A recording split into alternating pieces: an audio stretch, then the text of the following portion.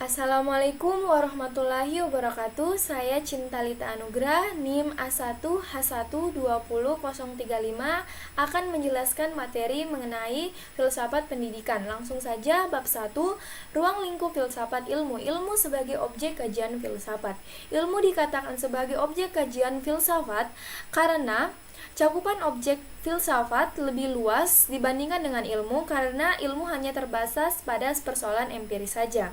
Pengertian filsafat ilmu, filsafat berasal dari bahasa Yunani, filosofia yang terdiri atas dua kata, philos, cinta atau philia, persahabatan tertarik kepada, dan Hos, hikmah, kebijaksanaan, pengetahuan, keterampilan, pengalaman praktik, intelijensi. Secara etimologi, filsafat berarti cinta kebijaksanaan atau kebenaran, love of wisdom, atau biasa disebut dengan hikmah. Pengertian ilmu. Ilmu berasal dari bahasa Arab yaitu alimu ya'lamu, ilman yang berarti mengerti atau memahami benar-benar. Persamaan dan perbedaan filsafat ilmu. Persamaan, mencari rumusan dan objek yang sebaik-baiknya, memberikan pengertian mengenai hubungan antara kejadian yang kita alami dan menunjukkan sebabnya, memberikan pandangan yang bergandengan, memberikan penjelasan objektivitas dan pengetahuan yang lebih mendasar. Perbedaan objek material, filsafat bersifat universal, ilmu bersifat khusus dan empiris, objek formal bersifat non-fragmentaris, ilmu bersifat fragmentaris, spesifik dan intensif. Pelaksanaan, filsafat dilaksanakan dalam suasana pengetahuan yang menonjolkan daya spekulasi, kritis dan pengawasan. Sementara ilmu diadakan lewat riset dan pendekatan trial dan error. Muatan filsafat pernyataan lebih jauh dan lebih mendalam berdasarkan pada pengalaman realitas sehari-hari. Ilmu bersifat deskripsi pengetahuan dari tidak tahu menjadi tahu. Lingkupan filsafat memberikan penjelasan secara mendasar, ilmu menunjukkan sebab-sebab yang tidak begitu mendalam. Tujuan filsafat ilmu mendalami unsur-unsur pokok ilmu, memahami sejarah pertumbuhan, perkembangan, dan kemajuan ilmu di berbagai bidang, menjadi pedoman bagi para dosen dan mahasiswa dalam mendalami studi di perguruan tinggi, mendorong para calon ilmuwan untuk konsisten dalam mendalami ilmu dan mengembangkannya. Bab 2, sejarah perkembangan ilmu. Thales, ia mengatakan bahwa asal alam adalah air.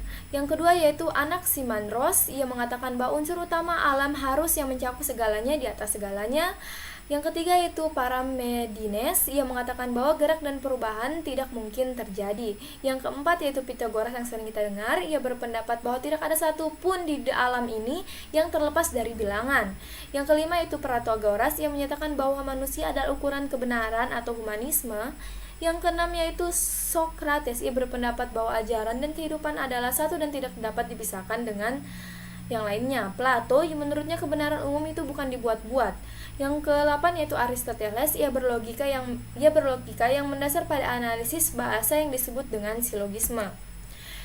Perkembangan ilmu zaman Islam. Yang pertama yaitu penyampaian ilmu dan filsafat Yunani ke dunia Islam. Penyampaian ilmu dan filsafat Yunani ke dunia Islam dari perjalanan ilmu dan juga filsafat dunia Islam pada dasarnya terdapat upaya rekonsiliasi dalam arti mendekatkan dan mempertemukan dua pandangan yang berbeda. Yang kedua yaitu perkembangan ilmu pada masa klasik. Di masa ini perkembangan ilmu dalam Islam adalah peristiwa fitnah kubra. Yang ketiga yaitu perkembangan ilmu pada masa kejayaan Islam. Masa kejayaan Islam terjadi pada masa dinasti Umayyah dan dinasti Abbasiyah. Yang keempat yaitu masa keruntuhan tradisi keilmuan dalam Islam. Masa ini terjadi pada abad ke-18. Kemajuan ilmu Renaissance dan modern. Masa Renaissance terjadi pada abad 15-16, zaman modern abad 17-19 Masehi, ilmu yang berbasis rasionalisme dan empiris, perkembangan filsafat pada zaman modern. Kemajuan ilmu zaman kontemporer. Zaman kontemporer adalah era tahun terakhir yang kita jalani hingga saat sekarang ini. Beberapa contoh perkembangan ilmu kontemporer adalah santri pirai abangan, munculnya teknologi rekayasa genetika, munculnya teknologi informasi, partikel elementer, dan sains. Bab 3, pengetahuan dan ukuran kebenaran, definisi dan jenis pengetahuan. Secara etimologi, pengetahuan berasal dari kata dalam bahasa Inggris yaitu knowledge. Secara terminologi, pengetahuan merupakan hasil proses dari usaha manusia untuk tahu. Jenis pengetahuan menurut Burhanuddin Salam, pengetahuan yang dimiliki manusia ada 4, yaitu pengetahuan bias, pengetahuan ilmu atau sains, pengetahuan filsafat, dan pengetahuan agama. Perbedaan pengetahuan dengan ilmu. Pengetahuan merupakan hasil manusia terhadap sesuatu atas segala perbuatan manusia untuk memahami suatu objek tertentu. Sementara ilmu adalah suatu bentuk aktivitas manusia dalam melakukan dalam memperoleh suatu pengetahuan. Hakikat dan sumber pengetahuan. Hakikat pengetahuan realisme. Realisme berpendapat bahwa pengetahuan adalah benar dan tepat bila sesuai dengan kenyataan. Idealisme berpendapat bahwa untuk mendapatkan pengetahuan yang benar dan sesuai dengan kenyataan adalah mustahil. Sumber pengetahuan yaitu empiris. Aliran ini mendapatkan pengetahuan berdasarkan pengalamannya. Rasionalisme, aliran ini menyatakan bahwa akal adalah dasar kepastian pengetahuan. Intuisi adalah suatu pengetahuan yang langsung dan mutlak, bukan pengetahuan yang bersifat simbolis. Wahyu adalah pengetahuan yang disampaikan oleh Allah kepada manusia lewat perantara para nabi. Ukuran kebenaran, ada 3 jenis ukuran kebenaran, yaitu kebenaran epistemologi, kebenaran semantis, dan kebenaran ontologis. Bab 4, dasar-dasar ilmu. Yang pertama yaitu ontologi. Ontologi berasal dari bahasa Yunani ontos, ada, dan logos, ilmu. Pandangan-pandangan pokok pemikiran ontologi. Yang pertama yaitu monoisme, Anaximander, dualisme, Descartes, pluralisme, Anagos dan Empedokles. Yang keempat yaitu nihilisme, Gorgias. Yang kelima yaitu agnositisme, Soren Kierkegaard.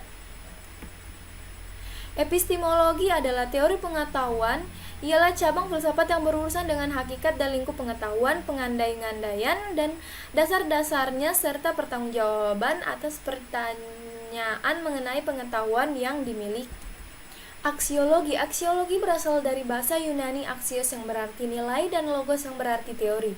Jadi aksiologi adalah teori tentang nilai. Bab 5, bahasa. Bahasa digunakan sebagai sarana komunikasi antara manusia. Tanpa bahasa tiada komunikasi.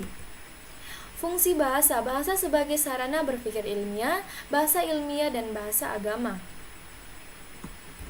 Bahasa ilmiah adalah bahasa yang digunakan dalam kegiatan ilmiah, dan bahasa agama adalah bahasa yang merupakan wacana keagamaan yang dilakukan oleh umat beragama. Matematika. Matematika sebagai bahasa adalah yang melambangkan serangkaian makna dari serangkaian pernyataan yang ingin kita sampaikan. Matematika sebagai bahasa juga dikarenakan karena bahasa verbal mempunyai beberapa kekurangan. Untuk mengatasi kekurangan tersebut, kita berpaling kepada matematika. Matematika sebagai sarana berpikir deduktif. Matematika untuk ilmu alam dan ilmu sosial. Yang selanjutnya itu statistik. Pengertian statistik berasal dari bahasa Latin yaitu status sama dengan negara.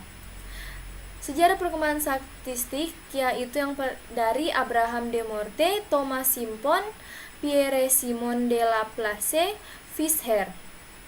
Hubungan antara sarana ilmiah bahasa logika, matematika, dan statistika. Bahasa merupakan alat komunikasi verbal yang dipakai dalam seluruh proses berpikir ilmiah. Ilmu merupakan gabungan antara berpikir deduktif dan berpikir induktif. Matematika mempunyai peran penting dalam berpikir deduktif, statistik mempunyai peran penting dalam berpikir induktif. Tujuan pengumpulan data statistik yaitu tujuan praktis dan tujuan keilmuan. Statistik dan cara berpikir dan statistik dan cara berpikir induktif. Peranan statistika dalam tahapan-tahapan metode keilmuan. Statistika bukan merupakan sekumpulan pengetahuan mengenai objek tertentu, melainkan merupakan sekumpulan metode dalam memperoleh pengetahuan berupa observasi, hipotesis, ramalan, dan pengujian kebenaran. Penerapan statistika diterapkan dalam penelitian pasar, penelitian produksi, kebijaksanaan, penanaman modal, dan lain-lain. Logika adalah sarana untuk berpikir sistematis, valid, dan dapat dipertanggungjawabkan. Aturan cara berpikir yang benar, mencintai kebenaran, mengetahui apa yang sedang dikerjakan, mengetahui apa yang sedang dikatakan, perbedaan dan pembagian yang semestinya, mencari definisi yang tepat, mengetahui apa yang sedang disimpulkan, menghindari kesalahan-kesalahan. Klasifikasi, aturan definisi. Aturan definisi adalah suatu usaha untuk memberikan batasan terhadap suatu yang dihendaki seseorang untuk membedakannya kepada orang lain. Definisi yang baik adalah menyeluruh dan membatasi.